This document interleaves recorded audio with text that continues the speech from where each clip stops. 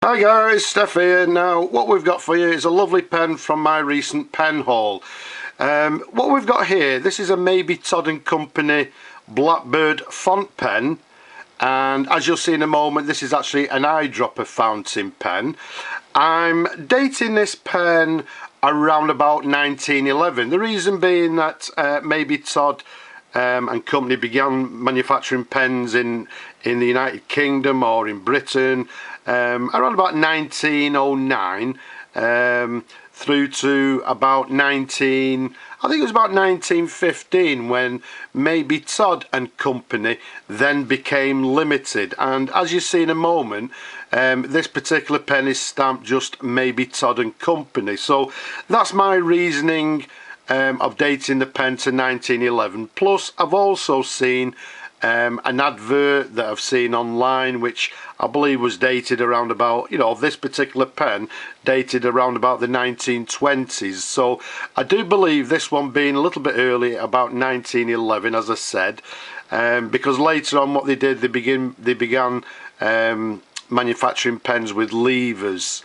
So as I say, a 1911 Blackbird font pen. It's an eyedropper pen. It comes in this lovely chased, the material is actually a chased, what they term as a chased vulcanite.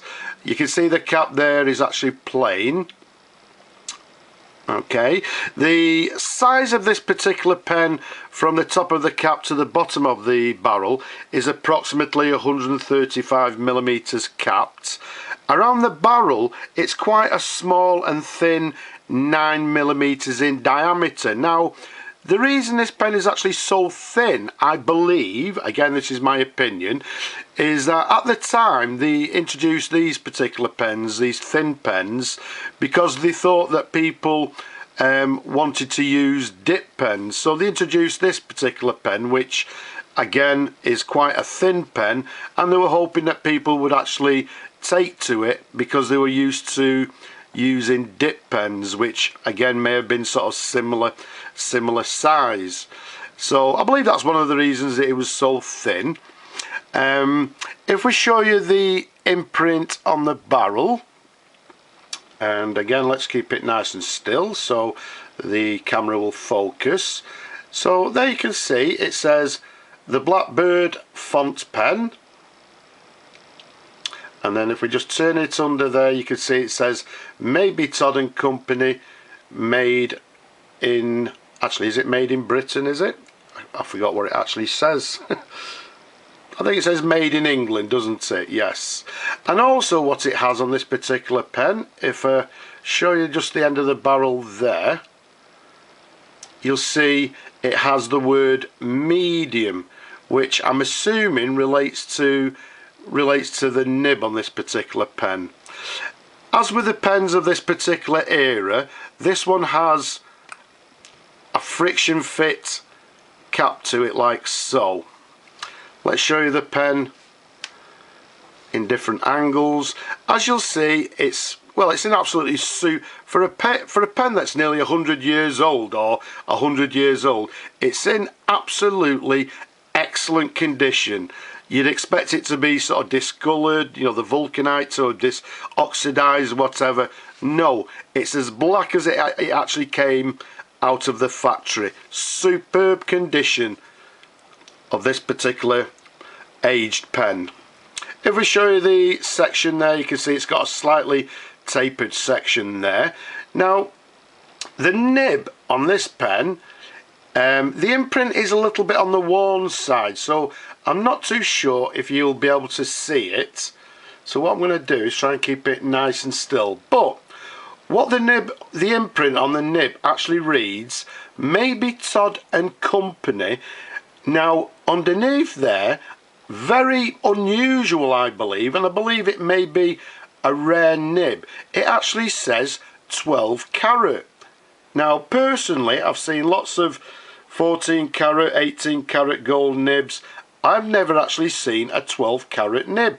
So it's a 12 carat gold nib, and then again underneath that it actually has the letter N and then 22. So that might be the number 22 nib. I'm not particularly sure. let's show you a sideways view like so. There you go. And if we turn it over, you'll see the feed to the back there, and it's got the word sort of, well, it's got the word Blackbird to the feed at the back as well. What I've actually done since I've received this particular pen, all I've done is given it a wipe, flushed out the barrel inside. It's all nice and clean.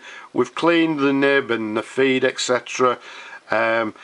So basically it should be, well, ready to use. So I'm sure you people would like to see the pen being used. So because it's an eyedropper, what we tend to do with these pens, we simply unscrew the section to the top there.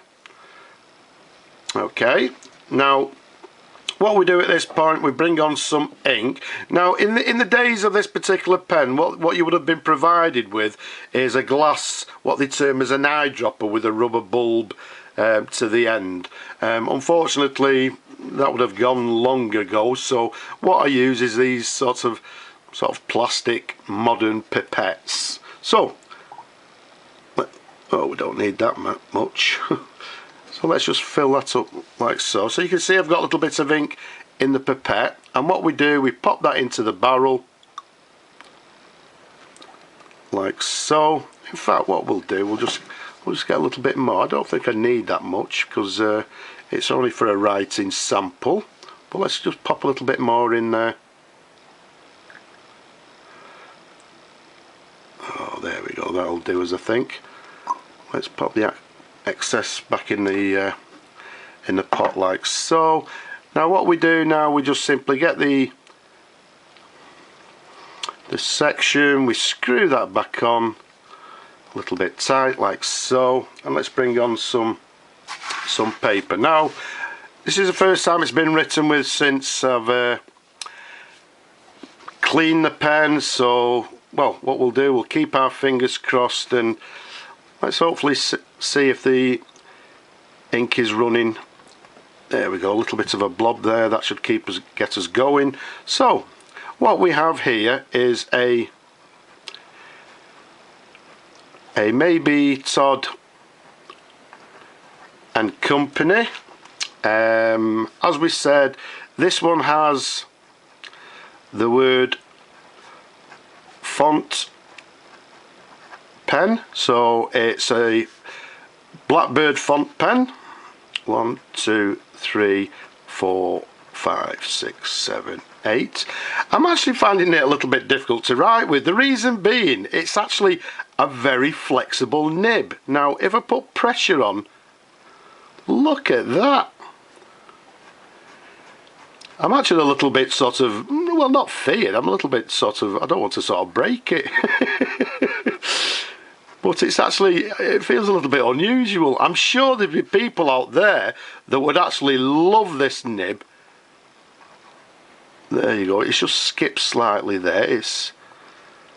I think it's because I'm putting too much pressure on. So there's obviously a knack in writing with these particular pens.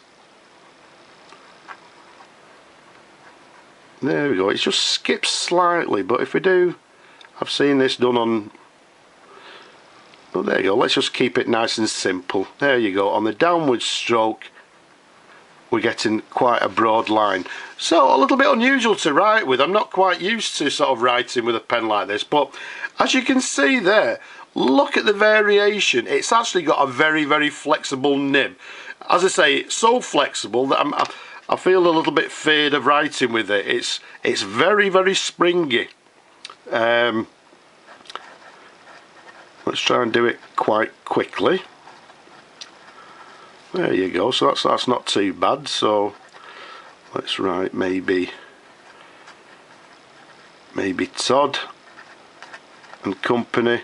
But as I say, a very flexible nib. Look at that. On the downward stroke we're getting a broad line, and on the cross stroke, there we go. So a lovely flexible nib, and well, I'm sure there's people out there that do a lot more writing than I do that would actually love this particular pen. There's obviously a knack in writing with these flexible nibs.